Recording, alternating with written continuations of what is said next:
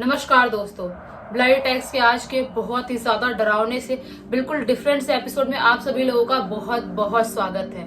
जी हाँ दोस्तों, आज का जो वीडियो होने वाला है बहुत ही ज्यादा डिफरेंट होने वाला है, क्योंकि आज जो मैं आप लोगों को कहानी बताने वाली हूँ ये सच्ची भूतिया प्रेम कहानी है। आप लोगों को तो पता ही होगा, इंसान की मृत्यु हो जाती है, उसकी आत्मा उसके शरीर को छोड़ देती है, उसके बाद भी कई बार आत्माएं जो ये दुनिया का मोह माया है उसको भूल नहीं पाती है, अपने प्यार अपने फैमिली के लिए वो वापस लौट के आती है और उसके बाद वो उनके साथ रहने की कोशिश करती है। लेकिन जब कोई प्रेत योनि में जाने के बाद नॉर्मल लोगों के साथ रहने की कोशिश करता है तो नॉर्मल लोगों के ऊपर क्या बीतती है और क्या उसकी जिंदगी में उथल पुथल मचता है, ये सब कुछ आप लोगों को आज की वीडियो में जानने के लिए मिलेगा। ये जो आज की स्टोरी है ये साक्षी नाम की लड़की ने लिख के भेजा है, जो कि मुंबई कांदिवली की ही रहने वाली है। लेकिन जो साक्षी है वो हर साल अपनी नाना के घर पे छुट्टियां मनाने के लिए जाया करती थी, बचपन में भी जाया करती थी और अभी भी लगभग हर साल जाया ही करती है।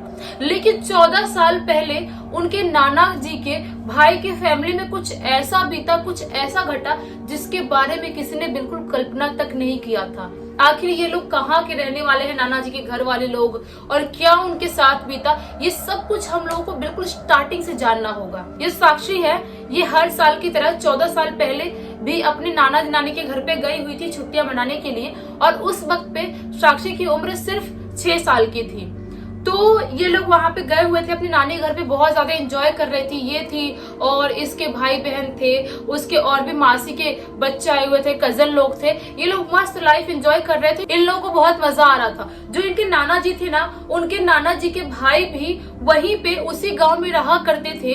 लेकिन जो नाना जी के भाई है थोड़े से गांव से बाहर वाले एरिया में रहा करते, जो थोड़ा शहर लग जाता है उस एरिया में रहा करते थे। वहां से हाईवे लगा हुआ था, गाड़ियां भी मिलती थी, मतलब थोड़ा शहर टाइप के एरिया में रहा करते थे। जो छोटे नाना जी थे, मतलब नाना जी के जो भाई थे, उनके घर पे भी साक्षी हमेशा जाया करती थी। इसके कजन लोग थे वो लोग भी जाया करते थे, भाई बहन भी जाया करते थे, मॉम डैड भी ऐसे मिलने जुलने के लिए उनसे जाया करते थे।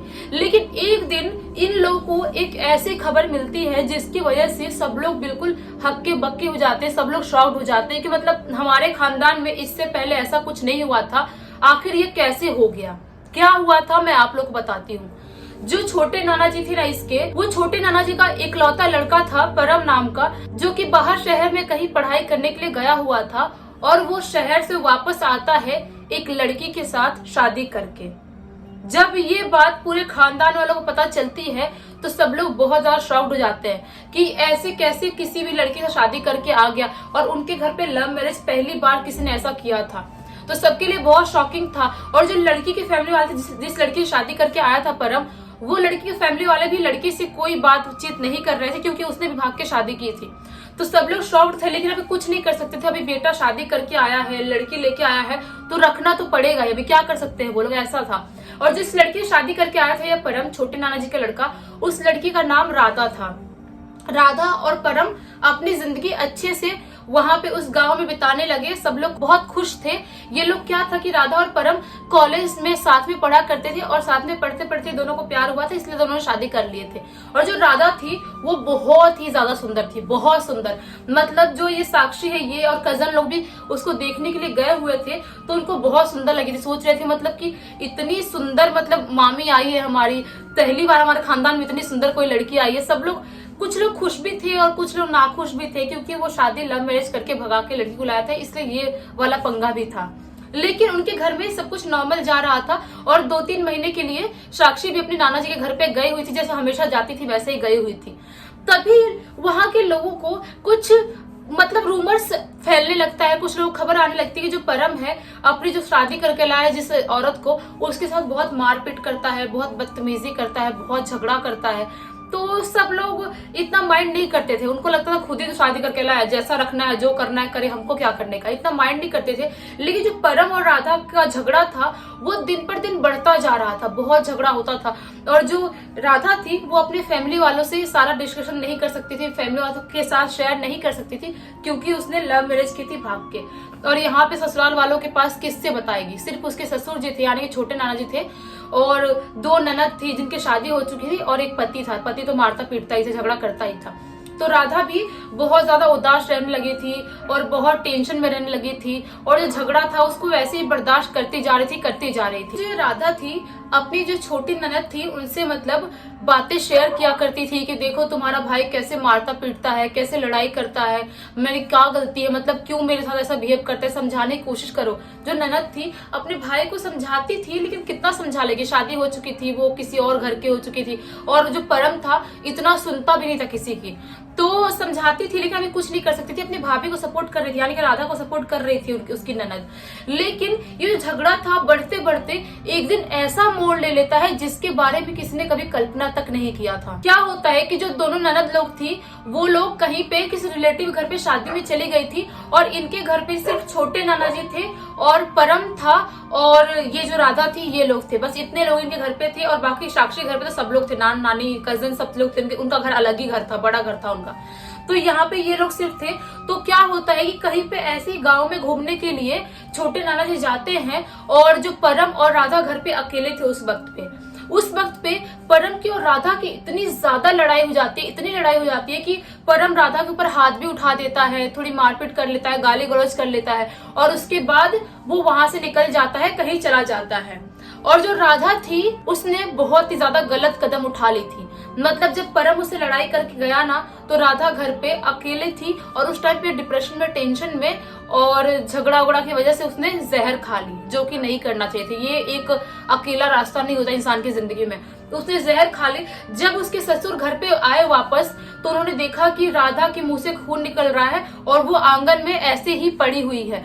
तो वो अपने बेटे को बुलाते हैं फोन करके, और बाकी सबको बुलाते हैं, बड़े नाना जी घर पे, साक्षी के घर पे सब लोगों को, साक्षी की मम्मी को, सबको बुलाते हैं फोन करके, बोलते हैं कि हमारे घर पे ये सब कांड हो गया, मतलब राधा ने जहर खा लिया, ऐसी प्रॉब्लम हो गई। तो पूरे खानदान वाले, बड़े नाना घर वाले, छोटे नाना घर वाले, दोनों ननद, सब लोग इकट्ठा होते हैं, घर पे आते हैं, और जो बड़े नाना जी थे वो और छोटे नाना जी सब लोग मिलकर परम को मारना स्टार्ट कर देते हैं, बहुत जोरों से मारना स्टार्ट करते हैं कि मतलब तुमने इतना झगड़ा कर लिया, तुमने उसका जीना इतना हराम कर दिया कि बेचारी लड़की को ये कदम उठाना पड़ा, उसने अपनी जिंदगी के साथ ये सब कुछ कर ली। जो परम था जब राधा को देखता है ना, तो देख के बिल्कुल पागल सा हो जाता है। वो चिल्ला चिल्ला के रोने लगता है, जोर जोर से, बहुत जोर से चिल्ला चिल्ला कर रोने लगता है। वो पागल जैसी हरकतें करने लगता है। उसको नाना जी और बड़े नाना जी पीट रहे हैं, उसके बाद भी पागलों जैसी हरकत कर रहा है। ये सब कुछ करते करते अभी घर वाले क्या ही कर सकते थे, अपने बेटे को जेल तो भेज नहीं सकते, या अभी सब कुछ बात धीरे धीरे घर पे ही दबा देते हैं।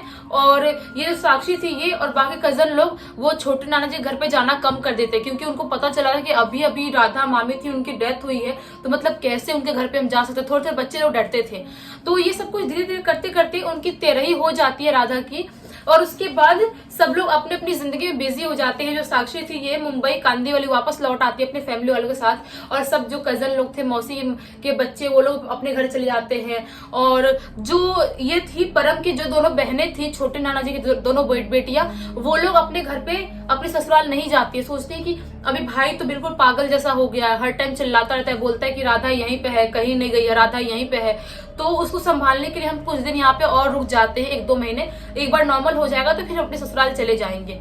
तो दोनों जो छोटी नाना जी की लड़कियां थी यहीं पर रुक जाती हैं, परम का ख्याल रखने के लिए और पिताजी का ख्याल रखने के लिए। जो छोटे नाना जी थे उनकी अचानक से तबीयत खराब होनी स्टार्ट हो जाती है, तो वो बेड पे अचानक से पड़ जाते हैं, पता ही नहीं चलता है कि मतलब उनके साथ ऐसा क्या हुआ। और जो परम था वो तो पूरी तरह से पागल हो चुका था, जब से राधा गई थी तब से पूरी तरह से पागल हो चुका था। हर जगह भागता था, दौड़ता था, घूमता था, बोलता था कि राधा यहीं पे है, तुम लोग फालतू क्यों रो रहे हो, राधा देखो, आप कहीं से बाहर से घूम के आ रहा था, बोलता था राधा क्या खाना बना है, राधा पानी देना मुझे, राधा पानी गर्म करना, नहा लो, राधा आज क्या बना है खाने में। मतलब बिना मतलब उसका दिमाग पूरी तरह से खराब हो चुका था, हर टाइम उसको राधा हर जगह दिखाई देती थी, ऐसा हो चुका था परम के साथ। लेकिन अपनी जिंदगी ऐसे ही धीरे धीरे सबकी कट रही थी, धीरे धीरे सबकी जिंदगी नॉर्मल होती जा रही थी।